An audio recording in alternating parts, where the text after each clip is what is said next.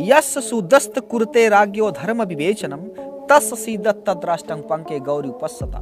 जिस राजा के राज में शूद्र जज बन जाए वह राजा का राज उसी तरह से दुखी होता है जैसे कीचड़ में धसी गाय कीचड़ से निकलने को परेशान होती है। अशूद्र धन रखेगा तो घमंडी हो जाएगा, अगर घमंडी हो जाएगा तो ब्राह्मणा ने बाधते, ब्राह्मण को बाधित करेगा, सताएगा, इसलिए शूद्र धन रखने का अधिकारी नहीं होगा। और ये कहता है संविधान की। नमस्कार, मेरा नाम अरुण गौतम है और आप देखना शुरू कर चुके हैं धाकर टीवी। भारत में भारतीय संविधान से पहले मनु का विधान चलता था, जिस विधान में भारत के 85% आबादी को पढ़ने का अधिकार नहीं था। आखिर क्या वजह थी कि शूद्रों को पढ़ने का अधिकार नहीं था? अगर शूद्र संस्कृत पढ़ ले तो क्या होगा? आज की इस वीडियो में हम आपको बताएंगे कि अगर शूद्र संस्कृत पढ़ ले तो क्या होगा। आज हमारे साथ मौजूद है प्रतापगढ़ जिले से एक ऐसे शख्स जिन्हें आप कांसीराम का दूसरा रूप भी कह सकते हैं। लगभग 8 सालों से बहुजन समाज को जागरूक करने के लिए रात दिन प्रयास कर रहे हैं। इन्होंने संस्कृत में काफी गहन अध्ययन किया है, इन्होंने मनुस्मृति को पूरा पढ़ डाला है। आज की इन वीडियो में हम इनसे जानेंगे कि मनुस्मृति में शूद्रों के बारे में ऐसा क्या लिखा गया है जिस कारण बाबा साहब ने मनुस्मृति को जलाया था। देखिए, इस देश में सभी धर्म के लोग अपने अपने हिसाब से मानव की उत्पत्ति का इतिहास बताते हैं और विज्ञान अपने हिसाब से मानव की उत्पत्ति का इतिहास बताता है। उसी क्रम में भारत देश में हिंदू धर्म की व्यवस्था में, जिसको हम पहले वैदिक धर्म कहते थे, बिल्कुल बिल्कुल, या सनातन धर्म कहते थे, उस धर्म की व्यवस्था में मानव की उत्पत्ति का इतिहास बताता है। जैसे सनातन धर्म में वैदिक व्यवस्था में एक ग्रंथ है ऋग्वेद। ऋग्वेद में ये बताया गया कि मानव की उत्पत्ति हुई कैसे दुनिया में। तो उसमें बताया गया पुरुष सूक्त के 10वें मंडल में, तो बताया गया कि ब्राह्मणोस मुखमा सिद्ध बाहुर अजन्ना कृता उरु तदस उद्देश्य पदभांग शूद्रो अजायता। अर्थात परम पिता परमेश्वर ने, ईश्वर ने अर्थात ब्रह्मा ने मुख से ब्राह्मण को पैदा किया, बाजुओं से क्षत्रिय को, पेट से वैश्य को और पैरों से शूद्र को पैदा किया। अब ये लोग पैदा हो गए, मतलब शरीर के अंग के 4 जगहों से 4 वैरायटी के लोग पैदा हुए। मुख से ब्राह्मण, बाजू से क्षत्रिय, पेट से वैश्य और पैरों से शूद्र को पैदा किया। अब ये लोग पैदा हो गए। इसी को आधार मान के मनुस्मृति नामक एक कानून लिखा गया इस देश में 185 ईसा पूर्व में, और उसमें भी यही बताया गया कि लोका नाम तु विवृद्धर्थम मुखबाहरूपादतः ब्राह्मणम क्षत्रियम वैश्यम शूद्रम चा निर्वर्तम। अर्थात महाप्रजापति ब्रह्मा ने, अर्थात ईश्वर ने अपने मुख से ब्राह्मण, बाजुओं से क्षत्रिय, पेट से वैश्य और पैरों से शूद्र को पैदा किया। अब पैदा होने के बाद इन 4 लोगों का अलग अलग 4 काम निर्धारित किए गए। आगे मनुस्मृति में लिखते हैं कि इन लोगों का काम क्या होगा। तो ब्राह्मणों के बारे में लिखते हैं कि अध्यापनम, धैनम, यजनम, याजनम तथा दानम प्रतिग्रहम चयो ब्राह्मणा नाम कल्पयत। अर्थात पढ़ना, पढ़ाना, दान देना, दान लेना, यज्ञ करना, यज्ञ करवाना, ये 6 काम ब्राह्मणों के लिए निर्धारित है। अब ब्राह्मणों के बाद क्षत्रियों का नंबर आता है। अब क्षत्रिय के बारे में कहते हैं कि प्रजा नाम रक्षणम दानमिज्जा धैनमेव च विषयेषु प्रसक्तिश्च क्षत्रियस्य समासतः। अर्थात प्रजा की रक्षा करना, हथियार उठाना, सेना में भर्ती होना, व्यापार करना, पढ़ना, लेकिन पढ़ाना नहीं। क्षत्रियों का काम पढ़ना है लेकिन पढ़ाना नहीं है। प्रोफेसर, मास्टर नहीं बन, मतलब वो सिर्फ पढ़ सकते थे, पढ़ा नहीं सकते थे। क्षत्रिय पढ़ सकते थे, पढ़ा नहीं सकते थे। ये वो यज्ञ कर सकते थे लेकिन करवा नहीं सकते थे। अच्छा, ये चीज करवाने का अधिकार सिर्फ ब्राह्मणों का था। क्षत्रियों के बाद आया वैश्यों का नंबर। उनके बारे में कहा गया पशु नाम रक्षणम जान विद्या धयनमेव च वणिक पसम कुसीदम चा वैश्यस्य कृष्णमेव च। अर्थात पशुओं का पालन करना, व्यापार करना, खेती करना, यज्ञ करवाना, ये धन रखना, उद्योग धंधे करना, ये काम वैश्यों के लिए निर्धारित किया गया। इसके बाद चौथे कैटेगरी का व्यक्ति आया शूद्र। अब शूद्र के बारे में कहा गया, एकमेव ही शूद्रस्य प्रभुः कर्म समादिशत एतेषां में वर्णानाम शुश्रूषामन सूया। ब्रह्मा ने शूद्रों को एक ही काम के लिए दुनिया में पैदा किया है कि वह अपने से 3 उच्च वर्णों की अर्थात ब्राह्मणों की, वैश्यों की, क्षत्रियों की सेवा करें। इससे बढ़कर दुनिया में कोई पुण्य काम नहीं। अर्थात शूद्र का काम उनकी सेवा करना ही है और कुछ भी काम इनको करने का अधिकार इस देश में नहीं था। अब ये एक प्रश्न उठता है, अभी गांव में आप जाकर पता करिए तो इसमें लोग ये कहते हैं कि ब्रह्मा की लिखनी के मिटा नहीं सकत।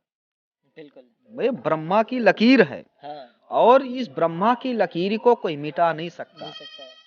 तो अब प्रश्न उठता है कि ब्रह्मा की लिखी हुई कोई मिटा नहीं सकता, तो ब्रह्मा की लिखी हुई मिटाया किसी ने। अभी हम बताएंगे आपको कि कौन है यो जो ब्रह्मा की भी लिखनी को मिटा दिया। लोगों के अनुसार जो लोग ये कहते हैं कि ब्रह्मा की लिखनी कोई मिटा नहीं सकता, क्योंकि ब्रह्मा तो भगवान है और भगवान का लिखा हुआ कोई मिटा नहीं सकता, और उसी को आधार मानकर मनुस्मृति की रचना की गई। तो अभी बताएंगे आपको, लेकिन उसके पहले ये बताना चाहते हैं, जब इस देश में कोई बच्चा जन्म लेता है तो उसकी भी व्यवस्था है। जन्म से लेके मरने तक की जो व्यवस्था है इसमें लिखा हुआ मनुस्मृति, इसमें लिखा हुआ है कि जब बच्चा जन्म लेगा, शादी होगी, विवाह होगा, संस्कार होगा, पूजा पाठ होगा, मरेगा, फिर उसके बाद क्या होगा, सारी व्यवस्था इसमें लिखी गई। ये कानून है, जिस तरह से आज संविधान है। हाँ, जिस तरह से आज संविधान है उसी तरह से ये पहले का कानून था। इस देश में यही कानून पहले चलता था। जब इस देश में बच्चा जन्म लेता है तो जन्म लेने के बाद इस देश में हमें अपने बच्चे का नाम रखने का अधिकार नहीं। तो नाम रखने का अधिकार इस कानून के तहत सिर्फ ब्राह्मण समाज के लोगों को। तो इसमें लिखा गया कि मंगलयं ब्राह्मणस्य स्यात् क्षत्रियस्य बलान्वितं वैश्यस्य धन संयुक्तं शूद्रस्य तो जुगुप्सितम्। अर्थात जब कोई व्यक्ति के पास ही कोई बच्चा जब जन्म लेता था महिला के, तो नाम रखने का तो अधिकार था नहीं, तो वो महिला जाती थी ब्राह्मण के पास। जब वो जाती थी तब वो उससे पूछता था कि भाई तुम किस बिरादरी के हो, किस समुदाय के हो, तब वो बताती थी कि हम इस समुदाय के हैं। तो यही कानून वो निकालता था और इसी को देखता था, तो इसके अनुच्छेद पढ़ता था, तो इसी के अनुसार कहता था कि इनका नाम कैसे रखा जाए। तो वही श्लोक के तहत नाम रखता था कि मंगलयं ब्राह्मणस्य स्यात् क्षत्रियस्य बलान्वितं वैश्यस्य धन संयुक्तं शूद्रस्य तो जुगुप्सितम्। अर्थात ब्राह्मण के बच्चे का नाम मंगल सूचक, क्षत्रिय के बच्चे का नाम बल सूचक, बनिया के बच्चे का नाम धन सूचक और शूद्र के बच्चे का नाम घृणा सूचक रखा जाएगा। मतलब हमारा जो शूद्र है उसका नाम, जो बहुजन समाज है उसका नाम घृणा सूचक। जैसे कोई वो पूछता था, जैसे किसी दिन को पैदा हुआ, जैसे मान लीजिए कि इतवार को पैदा हुआ, तो गए तो बोला भैया कुछ दक्षिणा दो, और दक्षिणा लेता था तो कहता जाओ तुम्हारे बेटे का नाम इतवारी हो गया। सोमवार को पैदा था तो सोमवारी हो गया, मंगर को मंगरुआ हो गया, बुध को बुद्धू हो गया, शुक को शुक्रू हो गया, काला है तो कल्लू राम हो गया, दुखी राम हो गया, चैत में पैदा हुआ तो चैतू राम हो गया, खरपत्तू राम हो गया। ये नाम वो घृणा सूचक नाम शूद्रों का रखता था। अभी आपको बताएं, हमारे मानधाता थाना में एक दरोगा जी आए थे बहुत पहले, तो वो नेम प्लेट एक लगाए थे, तो उसमें लिखा थानाध्यक्ष के राम, केपी राम थानाध्यक्ष। तो उनसे पूछा गया, हमारे यहाँ आए, तुमने कहा साहब आपका नाम क्या है? बोला केपी राम। हमने कहा ये आप पूरा नाम बताओ। तो उसने कहा मेरा नाम खरपत्तू राम है। वो थाने का इंचार्ज है, अध्यक्ष हैं, नाम खरपत्तू राम है। तो नाम को हम समाज में कैसे बताएं शर्म की वजह से उन्होंने अपना नाम अंग्रेजी में लिखा कि जान ना पाए कि खरपत्तू राम हमें, क्योंकि नाम में एक बहुत बड़ा उत्साह होता है, नाम में भी बहुत सारी चीजें छिपी रहती हैं। बिल्कुल बिल्कुल। तो नाम से ही पता चल जाता था कि ये वही सूद बहारी के लोग हैं, अपमानित नाम रखा जाता था। अब आप ये बताइए, क्या अगर उनके माँ बाप उनका नाम रखते तो खरपत्तू राम रखते? कभी नहीं। कोई भी बच्चा कितना भी काला क्यों ना हो, उसके माता पिता उसका नाम कभी भी कल्लू राम नहीं रखते। बिल्कुल नहीं रखेंगे। एक वकील हैं वहाँ हमारे प्रतापगढ़ के पट्टी में, तहसील में रहते हैं, तो उनका नाम एडवोकेट के राम है। अब उनसे पूछे कि भैया नाम क्या है आपका पूरा? हाँ। तो बोले भाई मेरा नाम कल्लू राम है क्योंकि वो वास्तव में काले थे, इसीलिए उनका नाम कल्लू राम रख दिया गया। अगर उनके माँ बाप उनका नाम रखते तो कभी कल्लू राम नहीं न रखते। तो अभी हमारे जिले के बगल में एक सुल्तानपुर जिला, हाँ। वहाँ पर बीएसपी से एक मंत्री हुआ करते थे, उनका नाम भगेलू राम था। भगेलू राम? हाँ, अगर उनका नाम धकेलू राम होता तब भी ठीक था, बहादुरी वाला नाम होता, वो भगेलू राम नाम था। अब आप ये बताइए, हाँ मंत्री जिसके पीछे पूरी फोर्स चल रही है और नाम भगेलू राम रखा गया, अगर उनके माँ बाप उनका नाम रखते तो कभी भगेलू राम नाम ना रखते। और जो माताएं बहनें हैं हमारे समाज की गाँव में अक्सर करके, तो आज भी जिस गांव में शादी करके इनको लाओ ना, उसी गांव के नाम पर ही इनका नाम पड़ जाता है। जैसे कोई गांव है मदारी, हाँ। तो मदारी गांव से अगर कोई महिला विवाह करके कोई महिला को लाया धेमा में इस गांव में, उसका नाम मदरहीन हो जाएगा। मदरहीन। हाँ। अगर चाटी कोई गांव है तो चाटी से लाएंगे तो वो चटहीन हो जाएगी। अगर नेवादा गांव से कोई महिला आई विवाह करके तो नेवदहीन हो जाएगी। अगर पूरब गांव से कोई आई तो पूर्वहीन हो जाएगी, पश्चिम से आई तो पछुहीन हो जाएगी, उत्तर से उत्तरहीन, दक्षिण से दक्षिणहीन। गांव में आप पता करिए घूम घूम के, तो ऐसा नाम मिलेगा जैसे करैला, मुरैला, छटंका, कुदंका, चटहीन, नेवदहीन, भिटहीन, पूर्वहीन, पछुहीन, उत्तरहीन, दक्षिणहीन, ऐतवारी, रमई, बुदई, ढनगु, मनगु, चनगु, खरपत्तू राम, कल्लू राम, भगेलू राम, दुखू राम, दुखी राम, सुगुरु राम।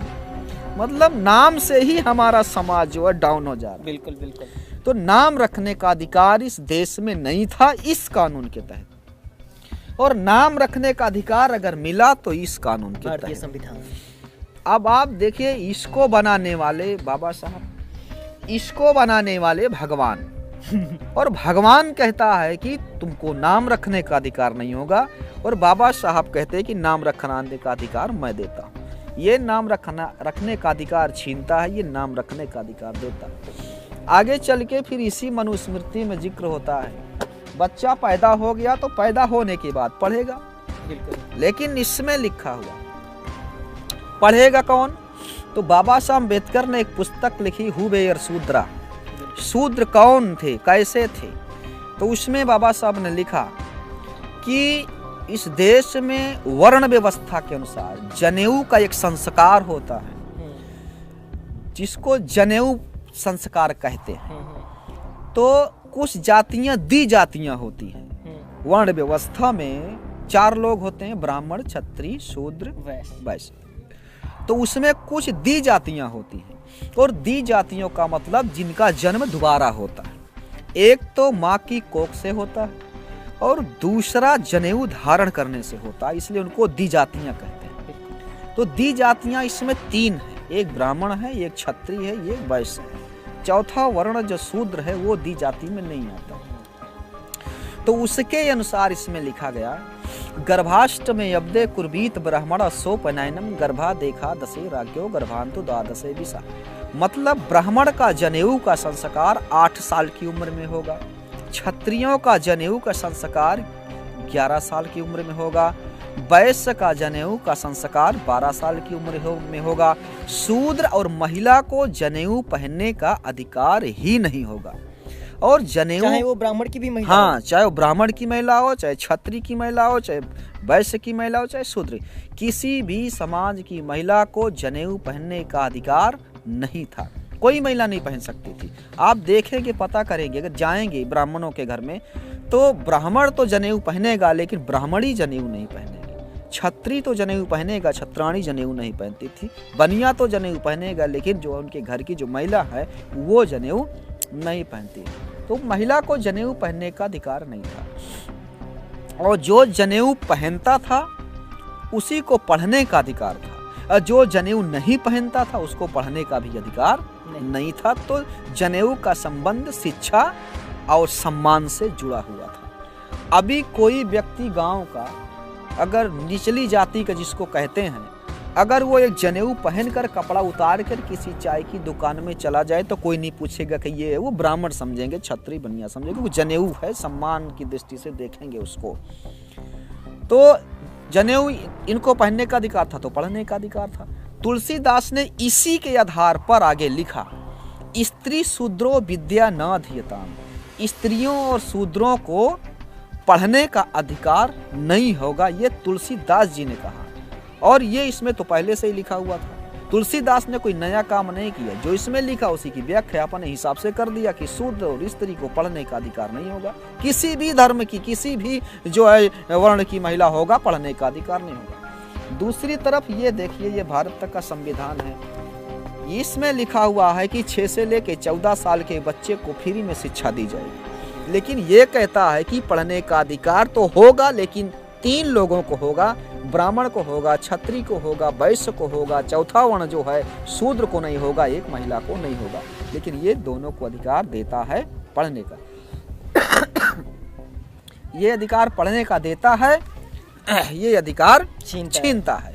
इसको बाबा साहब ने लिखा, इसको भगवान ने लिखा। लोग मानते हैं भगवान ने लिखा।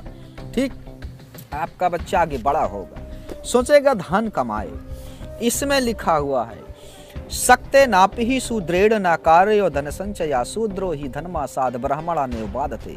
इस देश में शूद्रों को धन रखने का अधिकार नहीं होगा, क्योंकि अगर शूद्र धन रखेगा तो घमंडी हो जाएगा, अगर घमंडी हो जाएगा तो ब्राह्मणा ने बाधते, ब्राह्मण को बाधित करेगा, सताएगा, इसलिए शूद्र धन रखने का अधिकारी नहीं होगा। और ये कहता है संविधान कि धन रखने का अधिकार मौलिक अधिकार होगा, ये कहता है। अब तो कानूनी अधिकार बन गया संविधान संशोधन करके, लेकिन इसमें पहले तो मौलिक अधिकार होगा।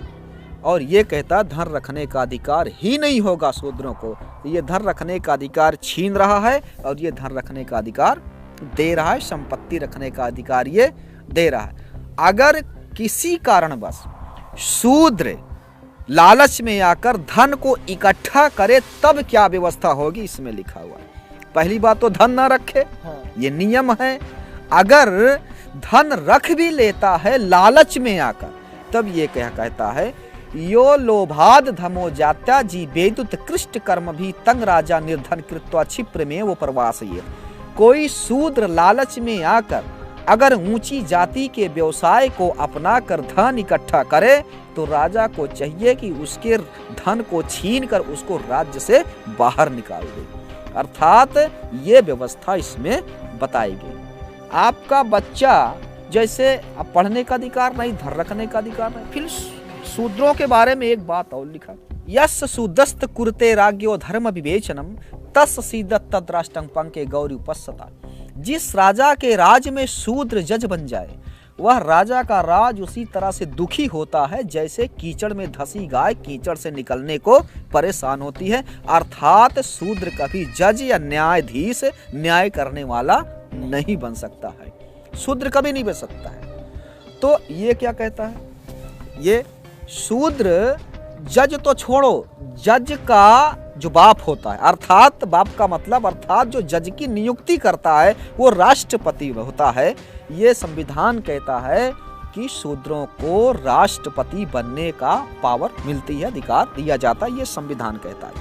अब ये बाबा साहब ने बनाया, ये भगवान ने बनाया। भगवान कहता जज नहीं बन सकते, बाबा साहब कहता जज का बाप बन सकते। बाबा साहब कहते हैं जज का बाप बन सकते हो, लेकिन भगवान कहते हैं जज नहीं, क्योंकि लोग कहते हैं कि ये तो भगवान ने बनाया है। भाई लोगों के अनुसार हिंदू धर्म के जो प्रचारक हैं वो कहते हैं भगवान ने बनाया है, इसलिए अगर उन्होंने बनाया है तो शूद्रों को अधिकार वंचित किया, लेकिन ये बाबा साहब ने बनाया तो शूद्रों को अधिकार देने का काम किया। ये बाबा साहब की वजह से हुआ।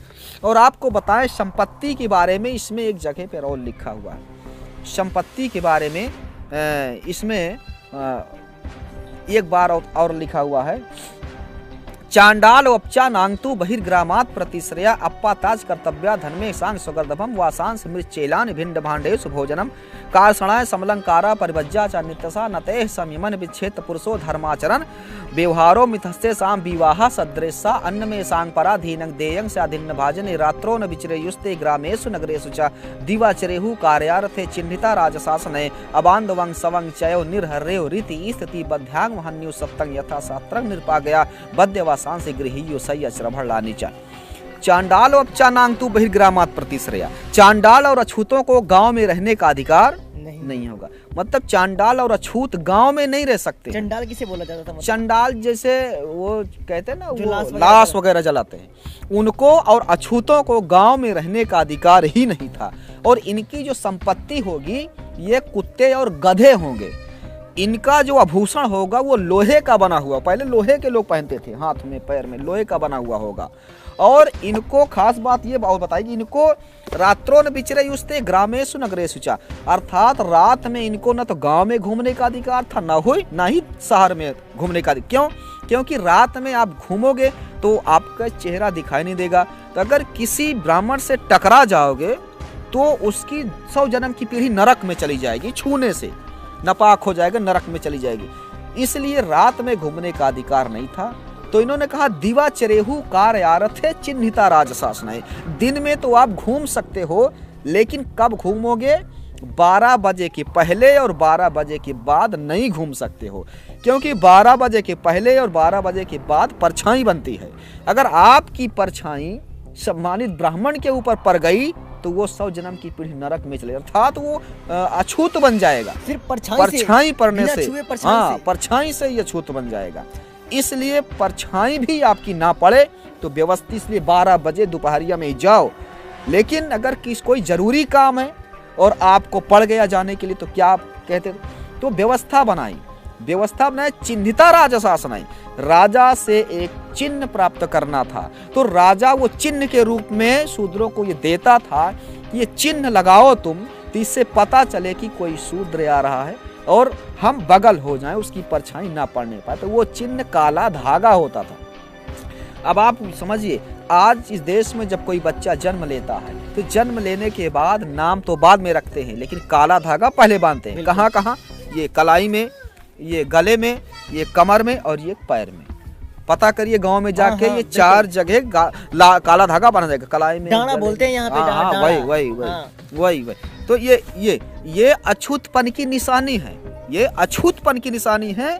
इस स्मृति के अनुसार, अर्थात इस कानून के तहत काला धागा बांधा जाता। लेकिन हमारे लोग कहते जो नजर न लगे, हाँ, हमारे लोग कहते जो नजर न लगे। लेकिन ये इसलिए नहीं बांधा जाता था, इसलिए कि ये हमारी अछूतपन की निशानी थी, इसलिए काला धागा हमें दिया गया।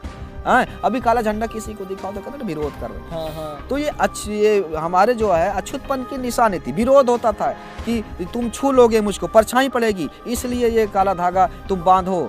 तो प्रतीक के रूप में बांधोगे तो कह फलाने वो शूद्र, बगल हो जाओ, नहीं तो उसकी परछाई हमारे ऊपर पड़ जाएगी।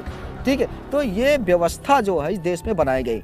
और जो शूद्र थे उनको ये बताया गया कि तो ये आप जो है मिट्टी के घड़े बर्तन में खाना खाओगे, मिट्टी के जूठन खाना खाओगे, मिट्टी के घड़े में खाओ। आपका काम मुर्दों की जलाना है, उनके उतरन कपड़ा आप पहनोगे, आप जो कपड़ा पहनोगे, बताया गया कि उनका उतरन कपड़ा पहनो, मुर्दों का जो जलाया कर फेंक देते हैं, हाँ, उसका कपड़ा पहनो। नया कपड़ा नहीं पहन सकते हो, कपड़ा पहनने का अधिकार नहीं था, धर रखने का अधिकार नहीं था। आज जो भी संपत्ति है, ये संविधान कहता है कि संपत्ति रखने का अधिकार सभी को होगा। तो आप हमारे समाज के जेब में अगर 1 भी रुपया है तो 1 भी रुपया रखने का अधिकार ये संविधान देता है। 1 भी रुपया रखने का अधिकार संविधान देता है। अब प्रश्न उठता है, संविधान को कौन देता है? तो बाबा साहब अम्बेडकर देते हैं, संविधान को बाबा साहब अम्बेडकर देते हैं। और ये सभी आपने पूछा कि संस्कृत सुनने लेने से श्लोक क्या किया जाता था ना, तो इसमें लिखा हुआ है, शूद्रो द्विजातीन भिसंधाया विहत्य चा वागदंड पुरुषो भ्यामंगं मोच्यो येनो पहानियात आर इस तरह भिगमने लिंगो द्वारा स्वापराढ़ं चा गोप्ता चेदो वदिका अथा हास वेद मुप शरण तिस्त्रप जतु भ्याम सरौति परिपूरम उदाहरणे जिया छेदा धरणे आसन सैन वाक्य पथि संप्रेम सुरदड्डम सतम। मतलब कि अगर कोई शूद्र ब्राह्मण शूद्रो द्विजाति, मतलब दी जातियों को, ब्राह्मण को, क्षत्रिय को, बनिया को। अगर कोई शूद्र ब्राह्मण, क्षत्रिय, बनिया को या उच्च, अपने से उच्च 3 वर्णों को गाली दे तो उसकी जबान को काट देना चाहिए, मारे तो उसे उसी अंग को काट देना चाहिए। इन जातियों की लड़कियों के साथ सेक्स करे तो लिंग को काट देना चाहिए या आत्महत्या कर लेनी चाहिए। ये व्यवस्था जो है इसमें बताएगी। अगर कोई वेद मंत्रों को सुन ले तो कान में शीशा पिला के डाल देना चाहिए, अगर बोल दे तो जबान को काट लेनी चाहिए, इस श्लोक के तहत ऐसी व्यवस्था इस देश में बनाई गई। तो जो ये व्यवस्था बनाई गई, इसके बावजूद भी कुछ व्यवस्थाएं ऐसी हुई जो बहुत ही घटिया और शर्मनाक व्यवस्था थी। आपको बताएं, ये मनुस्मृति है, इसी में लिखा गया कि हम अभी समाज में बेटी का रिश्ता तो नहीं होता, लेकिन रोटी का भी रिश्ता समाज में ना हो ऐसा दिखाई देता है। कहीं की भी जाकर देखिए तो रोटी का भी रिश्ता नहीं हो पा रहा है। लोग एक जमात में बैठकर खा नहीं सकते। हाँ, क्यों नहीं खा सकते? इसलिए नहीं कि वो चमार है, वो पासी है, वो भंगी है, यादव है, गड़े, इसलिए नहीं, बल्कि इस कानून के तहत मना किया गया। तो इस कानून के तहत उन्होंने जो व्यवस्था बनाई, इसी में लिखा गया